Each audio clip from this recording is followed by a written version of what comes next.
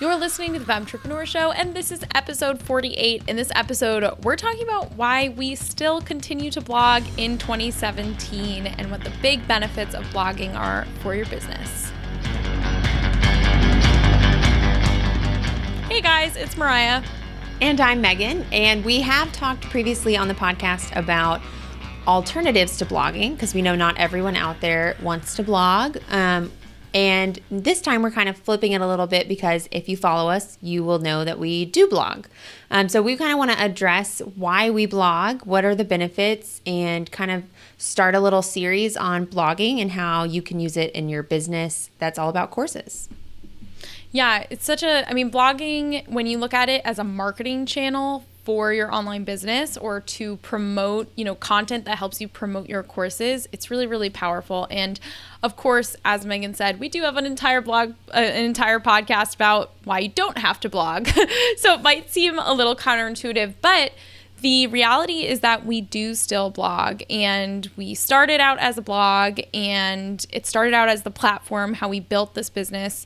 And, we had just the podcast for a while. And then at our time of recording this, we are actually bringing back dedicated blog posts in addition to the podcast. So obviously there's a reason that we decided we want to have the long form written content as part of our content strategy, not just the YouTube channel and the podcast. And we want to talk about why, because you might be sitting there thinking, should I have a podcast? Should I have a YouTube channel? Should I blog? What's the best thing? What's the most strategic? So I just want to talk about our decision to continue blogging, even though I feel like it's been declared that blogging is dead 100 times, probably in the last 10 years. I feel like just yesterday I saw something that said that, and I'm just like, I disagree. And we do also now, we have changed our show notes. So our show notes for the podcast used on our website used to be just like bullet points like you see underneath our YouTube videos or underneath the episode like in iTunes.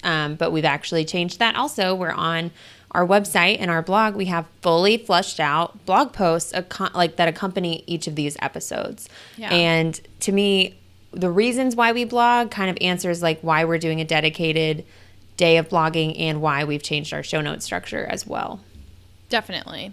We're trying to make the most of everything we do, and this is part of our strategy to leverage the content we're already creating and turning our transcripts into blog posts and all that kind of stuff, and squeezing every little bit out of all the content we're creating in every medium, which is something we'll talk about is sort of that I do think one of the things that has changed in 2017 is blogging is more multimedia. You see a lot of people with blog posts with an audio blog post. You could listen to me reading this blog post out loud, or I even see people with videos that are just them reading through their blog post as video. So it's creating multimedia experiences, but the core of it, blogging is still super powerful.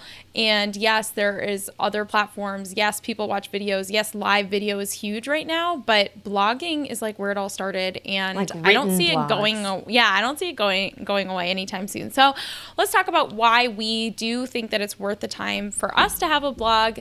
I will preface this by saying that at the core of it, I enjoy writing. If you're listening and you hate writing and it is not a skill of yours and you're just that makes me want to die, don't do it. Go listen to our other podcast where we talk about alternatives. I want to challenge that a little bit too, because you are a great writer, and so you enjoy writing. I do not identify as a great writer, but even when I'm doing my YouTube videos, when I was doing them once a week, I still had a fully fleshed out blog post that accompanied it, because I know that people want to, I'm jumping ahead, but I know that I needed to do that for my audience, and that I shouldn't just be doing a video with 2 sentences underneath. I wanted to leverage what I was creating. So some of the reasons of why I did that, we're going to tap into here also. So even if you're not a great writer, that doesn't mean you shouldn't try to blog. Yes. I think, okay. No, I totally get I'm not a great writer, but I still believe in the power of blogging. And maybe it takes me a little longer, but it just means I'll get better with practice. Yeah, to me, the reasons we're going to go through make it worth it for me to try to work on my writing. Perfect. Love it.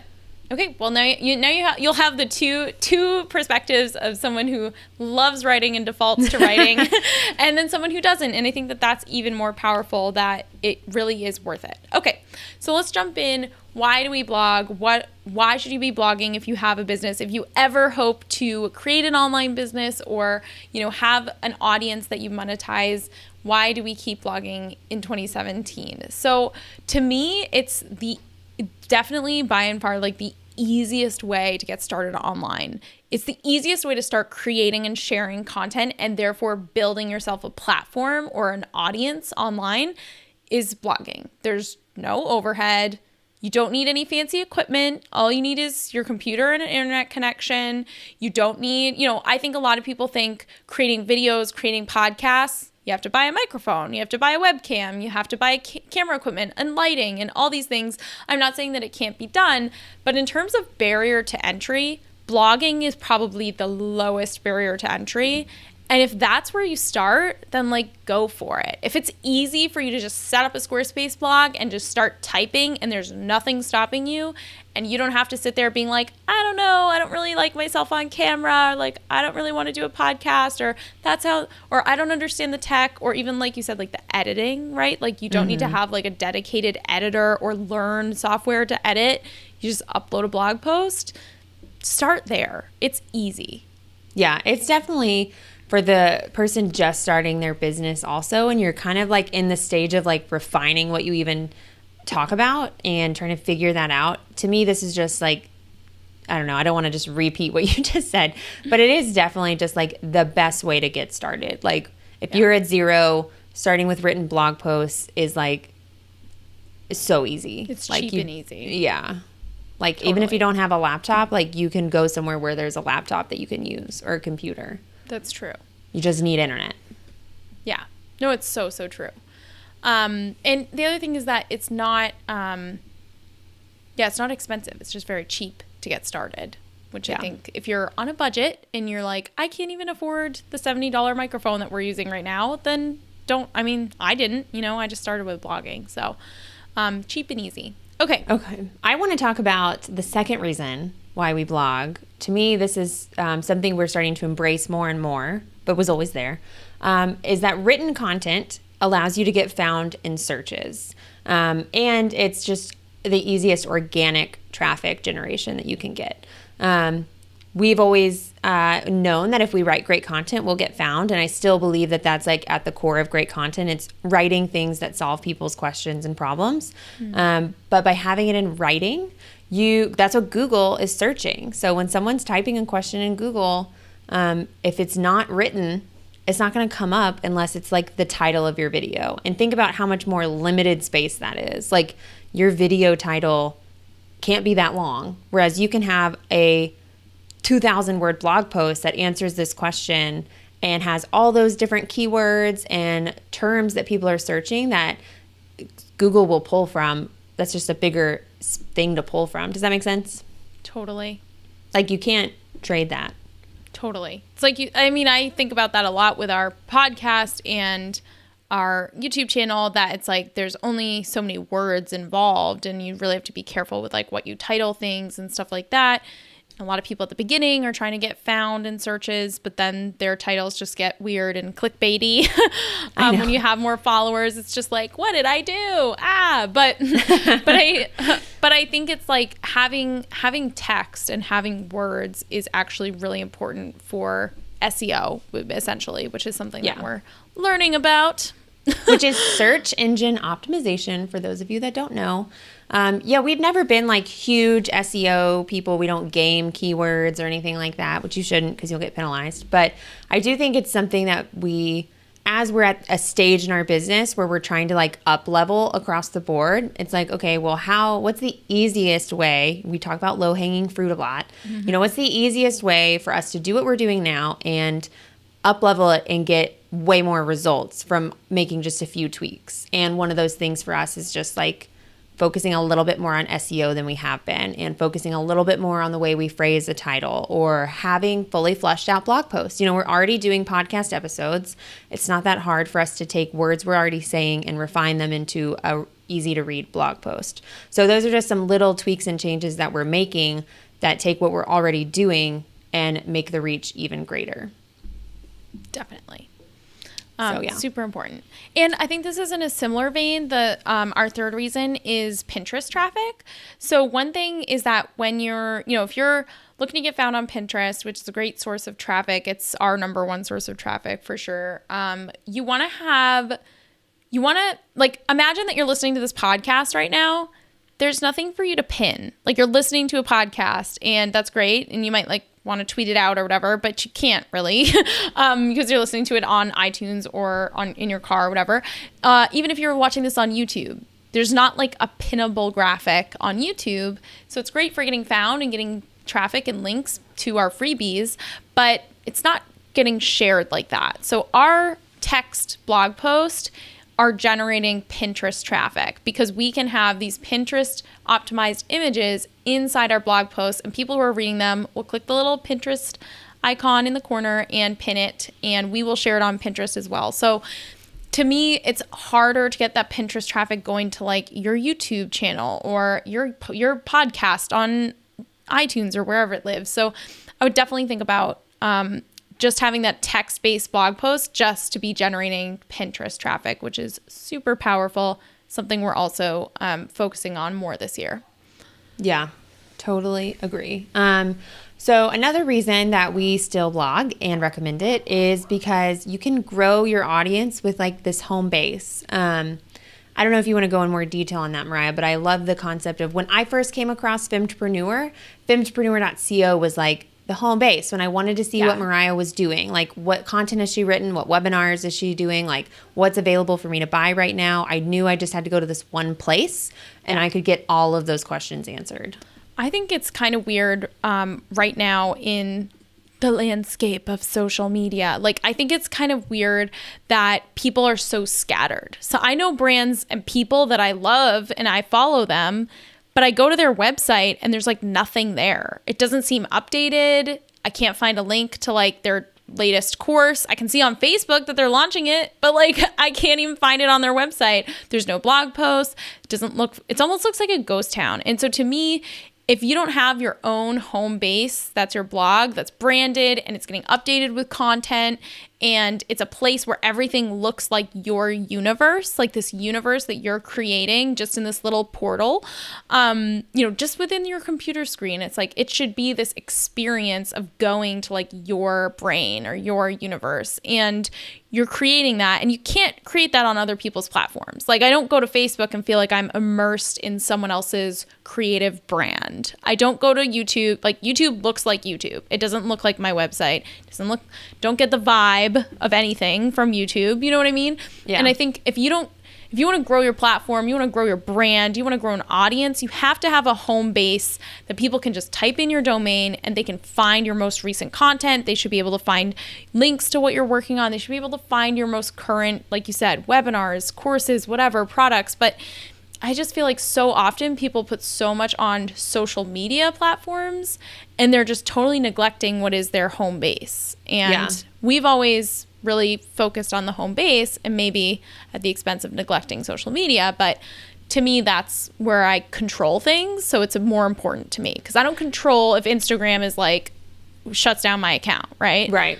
Yeah. And something that I want to clarify too before we keep going is we are 0% saying that other types of media are bad. We are pro YouTube, podcasts, we do those things. Clearly. The more multimedia, you're listening to this, the better. The thought is that you just don't want to do those things standalone. If you make this amazing YouTube video and you just drop it on your blog post, which I have seen people do where they just put it on their website, but there's nothing supporting it. There's no text. There's no blog post or article supporting the video, then we feel like you're not leveraging that video like you could be. Instead, if you added a full blog post with that, talk about a powerhouse piece of content that people will want to share. They can either read it or they can watch it based on what they want. But I want to clarify that we're kind of talking about the marriage of all of those. Like definitely having a written piece of content, but that you can add in those multimedia things to accompany it as much as you want. Does that make sense? I just kind of wanted to clarify that like these things we're saying, we aren't saying are impossible on other platforms, but that it can be leveraged the best if there's also a written article. Exactly. Let's see. The next one is list building. So blogging for list building, there's so many different strategies, of course, that you can use to use blogging and grow your email list together. But the most important one is that on each blog post, you want to have what we call a content upgrade. And I'm sure we'll do a podcast about content upgrades and all that kind of stuff. But a content upgrade is basically a blog post specific download. So it's a download that's in the body of your blog post somewhere that's like a cheat sheet or a checklist or a resource guide. Really, really simple that someone can download and take what's in the blog post a little bit further or get some extra info or some sort of bonus. So this grows your email list because people have to opt in with their email in order to get that free download. But if you don't have blog posts, it can be hard to promote content upgrades without blog posts. Now, of course, we have students and examples of people who, like us, have a podcast where we promote a freebie, which we'll promote in a second. We promote a freebie for every podcast episode. And if you're watching this on YouTube, then you are on YouTube and you find us there, and then we're still promoting a freebie. So it's not like you can't do promoting freebies or content upgrades with any medium. But with blog posts, it's like super effective to have people find your content and then want to download something directly in the post that they're already reading on your website. Because right now, like I said, you might be listening to this in your car and you're going to be like, I hope I remember to go download that cheat sheet later, but it's There's not an extra immediate. Step. Like in either situation, they have to click a link or type in a link in their browser. Whereas if they're in the middle of reading an article, it's there. They don't have to go anywhere else. They don't have to remember because they're in a perfect situation to go ahead and do it right then and there. Totally. And like we have a freebie that you guys should sign up for. I have a lot of opinions and what would I call them? I have a lot of ideas about how to build a profitable blog. And so I created a free course that is literally better. So many, like hundreds of people have told me it is better than any paid course they've ever taken, besides ours, obviously. Yeah, I was about to say. But a lot of people tell me that this content is literally better than other paid blogging courses they've taken. And so we have a free course called Build a Profitable Blog that you guys can go and sign up for if you're interested in adding blogging to your online business strategy. I talk about how to build a blog that actually makes money, how to use blogging as a strategy, how to be smart about it. Like I said, there's a lot of bullshit out there, especially about blogging, and a lot of people talking about things that they did 5 years ago and how they had an affiliate link and it made them $1. That is not the type of bullshit that I talk about on Build a Profitable Blog. So go check it out. And you can go to thefemshow.com/48 to find out how to opt in to Build a Profitable Blog, which is an amazing free course that I took.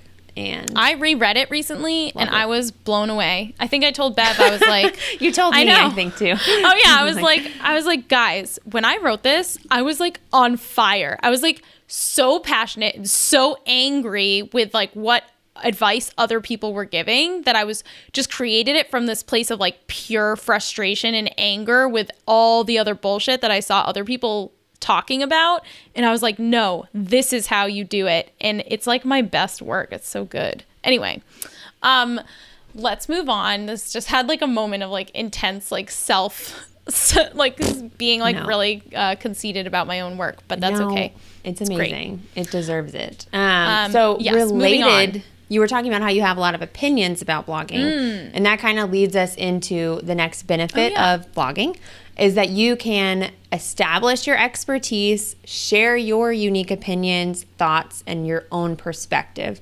To me, those could almost be two separate points. Like establishing your expertise by writing is so important. But also what makes you stand out from any other person blogging about the same topic is going to be your unique perspective, your experiences, your thoughts, your opinions. And so you can easily translate that into your writing. And if you don't do that, you're missing out on a huge perk of blogging. Definitely. You need to have a place for you to not just rant and rave, but like establish your opinion and your unique perspective on your industry. And blogging is such a good way to do that. It's really how I feel like I've written blog posts that are a little controversial or a little bit different. And it's like the fact that I write about those, it becomes these like really important blogs on the website that say, wow, that's Mariah's unique perspective on that topic, or that's her unique strategy, or that's something that she talks about that no one else talks about, and she really disagrees with something in this industry. And that really, really helps you stand out. So I do think that that's a huge, huge thing for blogging, is a place for you to share your unpopular opinions. Okay. The next one is that it builds trust. So in the same way that it establishes you as an authority or establishes you as an expert in your niche, it builds trust when you share information. It builds trust when you share information consistently, or when you share quality information. When people start to come to you as that go-to person, that's what we're talking about when we talk about build trust with a blog, because people say, oh man, I really, I'm looking for the best dishwasher.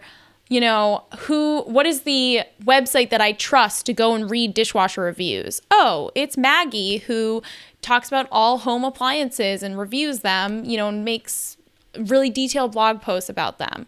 I come to know and trust Maggie. This is a totally made up thing that I just really, really went all in with that made up Maggie, the dishwasher reviewer. Maybe she's real.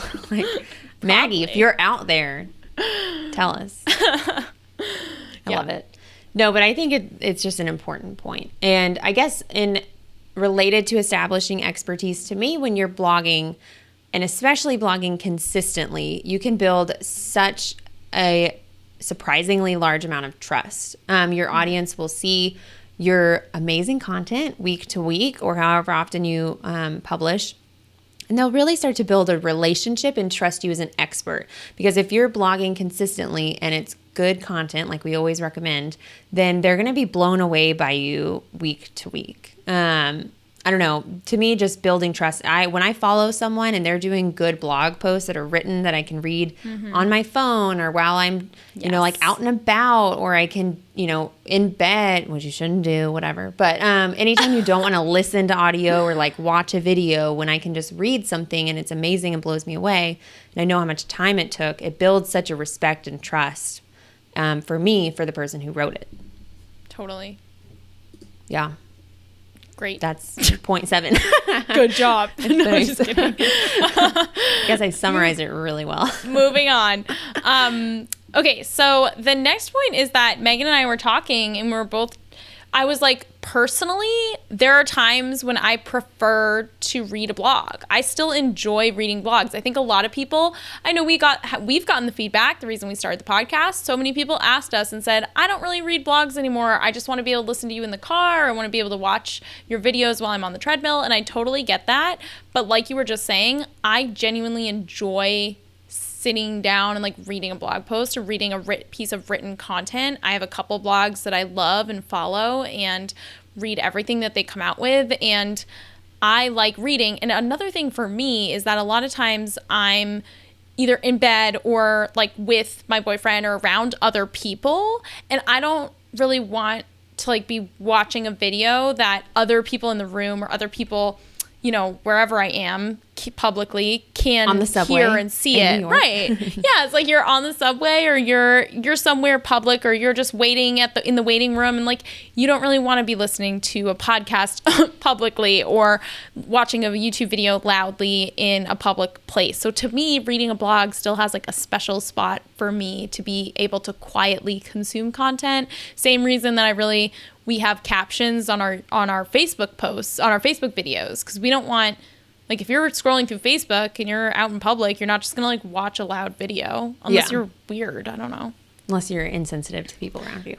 Yeah, exactly. But I totally think you want to read more than I necessarily do, like as far as like a ratio. I love consuming podcasts and videos. Like that's probably where I go first when it's just me around the house. or driving around, definitely want to listen to something. But that's where it's like, it's all circumstantial. Like I have certain things that I'm doing that I want to listen. If I'm on the treadmill, I want to listen to a podcast or an audiobook. I don't want to read. If I'm doing stuff around the house, I want to listen to something. I can't watch something. So that's when a podcast comes in.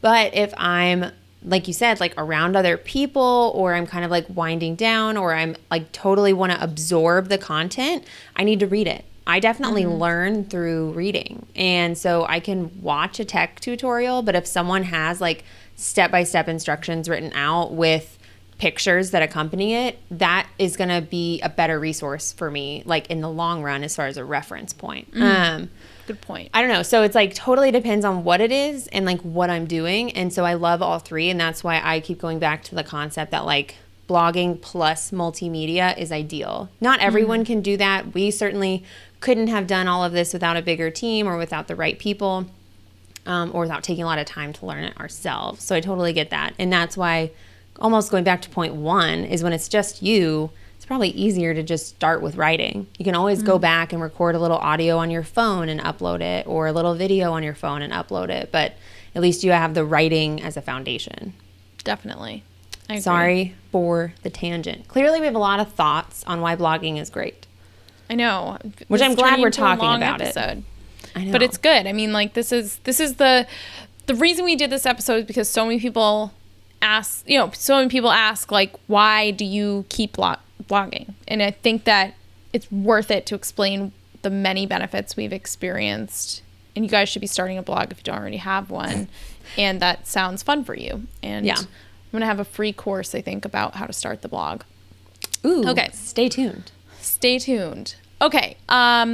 So here's a big one. Here's one of the ones that I felt smart when I came up with. I thought this one is creating blog posts. If you can create consistent, whether it's weekly or bi-monthly, whatever consistency you choose, getting in the habit of creating content consistently in a serialized way, right, where it comes out every single week or every single month, prepares you for creating a bigger piece of paid content.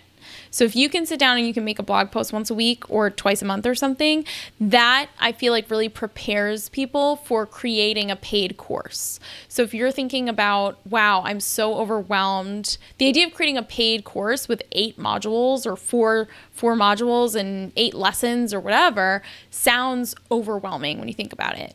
But when you start blogging and you get in the habit of writing a piece of content every week or so, you suddenly see how you're stacking the bricks of like, oh, I will just write a piece of content every single week, which I've been practicing, and that's how my course will get done. Or all I need to do is create one video once a week, and then I'll be ready to create my course. So to me, it gets you in the habit and the practice and prepares you to really feel confident about creating a bigger piece of paid content because you've created so many pieces of smaller serialized content.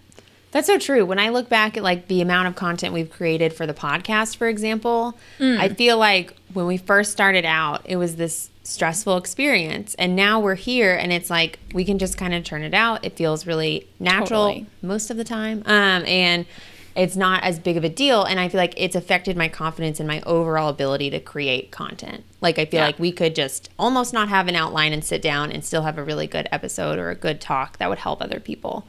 Definitely. And the ability to have that confidence, especially in writing, would be hugely impactful, especially if you're a person who wants to write a book ever. I would say don't start working on that book until you get in the habit of creating this content and start getting in that habit, because writing a book is a huge undertaking.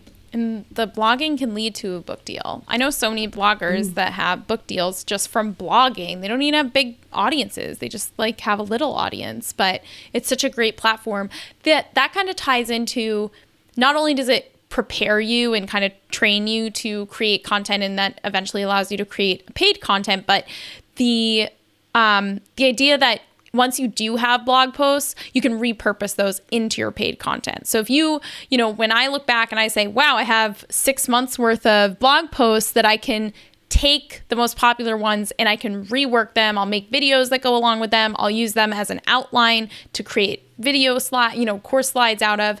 And turn those blog posts into paid content, that always makes me feel better when I can look at a course outline and that I'm creating, like an outline of a course that I have to make.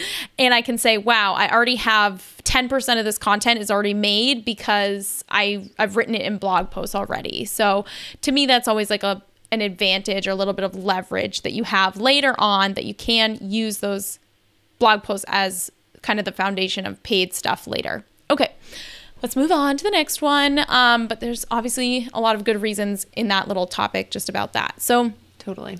Obviously, having a blog opens you up to a lot of different potential revenue streams, and what I would call like revenue opportunities. Because once you have the platform, the website, the audience, the email list, once you have those assets, right? You have traffic, you have blog posts, you have all these assets. That can become a lot of different revenue streams. So yes, it can become online course revenue stream. It can also become affiliate commission revenue stream. It can also become, like I said, the platform for you to get a book deal. I've had many people offer me TV shows based on my websites because they're like, you have an audience, you're telling a story, like you have stuff going on.